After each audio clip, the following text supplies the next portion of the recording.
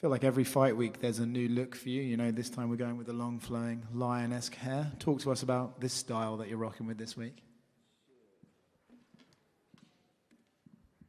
I just let it grow, man. I mean, I don't even know if the hair will stay till the fight, so we'll see. Okay.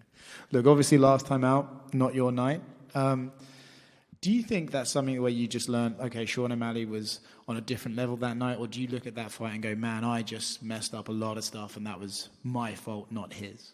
I mean, the fact that he won the belt the fight before, I'm pretty sure his confidence and his mental game went through the roof, right? I mean, when you win the belt, you're probably at your best, and I mean, he fought a great fight. He stayed outside. He landed good punches.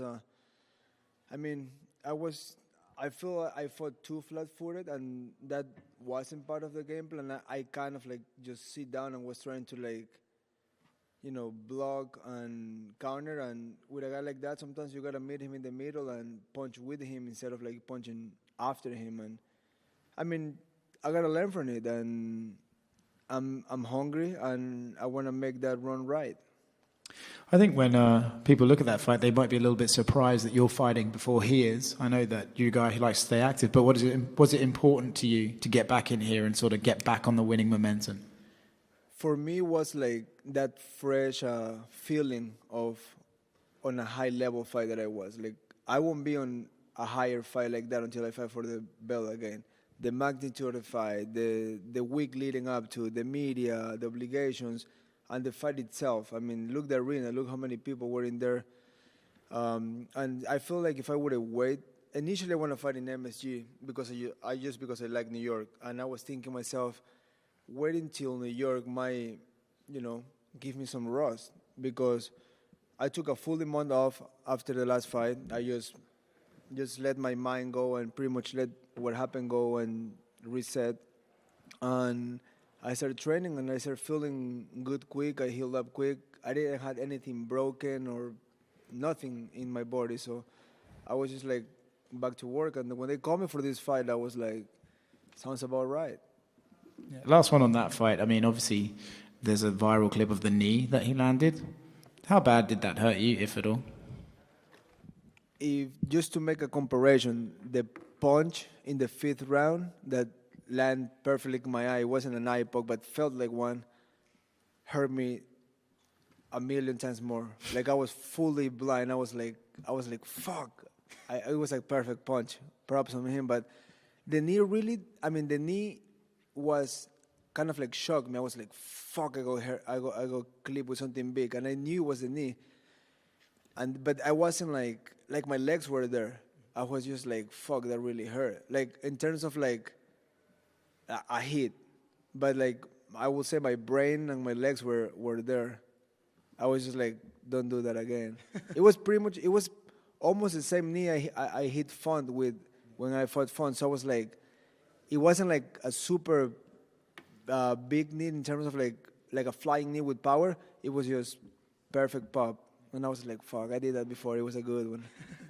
So let's move on to this Saturday night, right? You got Figueredo. You know, this is his attempt to break into the top 5 at bantamweight.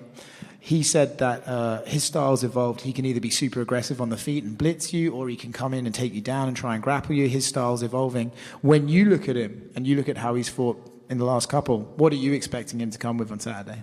I mean, from his last 2 fights, based on 35ers, he's been pretty much only wrestling. Like, he's just been changing levels and going for a takedown. I don't know if he feels the size difference. I don't know if he's just that good in the ground, but I know for a fact I'm good in the ground. So if we go to the ground, I'll be just fine. What does this win do for you, right? I mean, Figueredo he's a former champion and he's clearly a fantastic fighter, but I feel like eventually when he loses at this division, people are going to be like, well, he was meant to lose, he's undersized, you know what I mean? But do you look at him as like, no, he's a champion-level fighter, he could fight for the title in this division, and beating him puts me over a former champion? I'm pretty much fighting for my position because I just fought for the title. I could, I can win 2 fights and fight for the title again, and we know how this works. It's almost like a in some ways it's like a popularity contest. It's like the fans pick who they want. So if I get in there and fight the way I like to fight, I'm right there. Nice, man. Chito, hi. You had mentioned how he's been using his grappling since moving up to 135. Do you feel like he felt that the power is different at bantamweight, and do you plan on showing him that? I mean, it could be. I can be 100% sure because we gotta be in front of each other. But he fought. I mean, I would say Fun is a big puncher. He don't have too much speed, but he's a great puncher. And in Garban, he's really fast, but it seems like he haven't been able to put it together lately. So, and he's been shooting a lot. He shoot a lot in those two guys. So, I work a lot of wrestling and grappling just in case. But I would say I would normally do the same amount of grappling and wrestling. I just emphasize more in some things that I would like to show if we go to the ground. And then people have been making a lot about him spending that 1 week with Habib. I mean, you had mentioned that it's only 1 week, so he can't possibly be learning a lot. But I'm sure he's had discussions with him. That being said, do you feel like he's going to try to take it to the ground with you as well? Fuck. Yeah, Khabib. That's cool. Yeah, I mean, he can try to hump my leg, but I'm going to slice him open with the elbows. I mean, even if he's 3 months with Khabib or a year with Khabib, I don't give a fuck. And something that people have often criticized you about was kind of the slow starts. This is a 3-round fight, not a 5-round fight. So what do you think you have to do? I mean, Figueredo's usually aggressive, whether it's with his grappling or striking. What do you feel like you have to do in this fight? The thing that, I mean, I would take that blame on me because, every time we're warming up in the locker room, I just don't like to warm up. I'm almost like I'm fine, like almost like a bar fight. Like I just sit down, do a little movement, and then few jumps, and then I'm like, fuck it, let's go. But this camp, we emphasize like just have a real warm up before sparring, like hit mitts for real before the sparring, and it felt great. I was like, fuck, I've been doing this for 10 years, and I just start warming up before a fight, but that's blame on me because my coach always told me like, I would recommend to warm up a little more. I don't know. Maybe you think you want to save your energy or whatever, or it just feel cool to go call in there. But this time I will warm up a little more.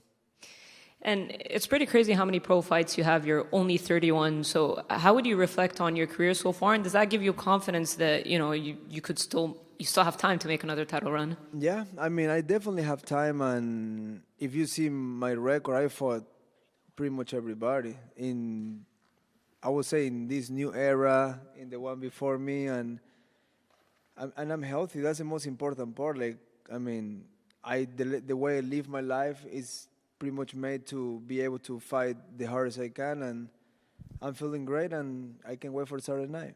And just one last one from me, a couple of predictions. First, Corey versus Umar. How do you see that one? I mean, Umar last fight, how tired he was after the fight, it was kind of like weird because that was a newcomer, right? If a newcomer gets you that tired, I mean, Corey's an experienced guy. He's fought the best of the best. He fought for the title, for the Algy, for the and I mean, he's been there for a long time, and he's been there under those lights. So we'll see if he can handle those lights, and if he can, good for him. And how about Sean O'Malley and Merab?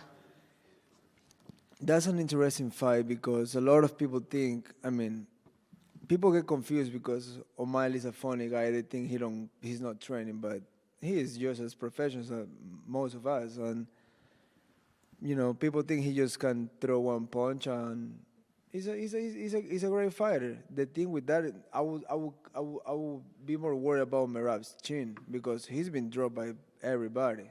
And I mean, if you get dropped by Cejudo, good Lord, fuck.